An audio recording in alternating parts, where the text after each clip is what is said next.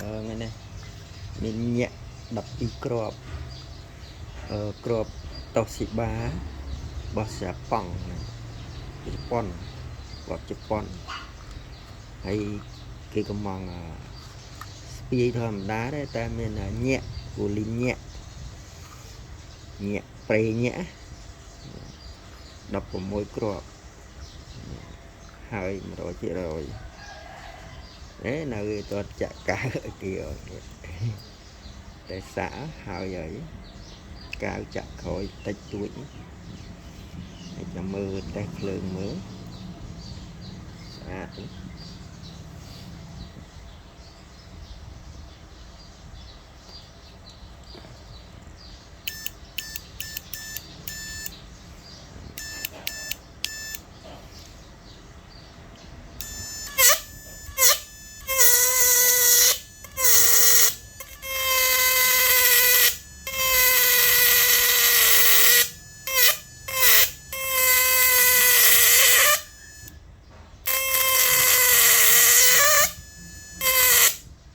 ញាក់ម្ដង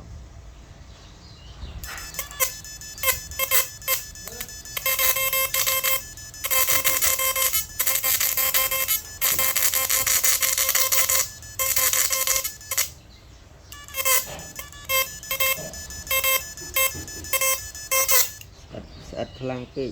អត់មានពូលដាក់ពូលដាច់អស់ហើយ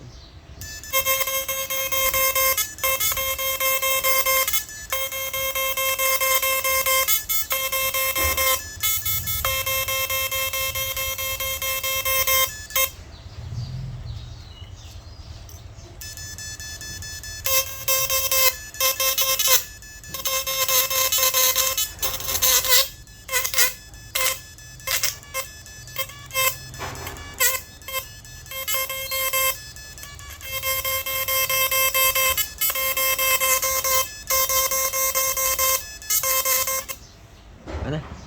ពូលអត់មានពូលសាំង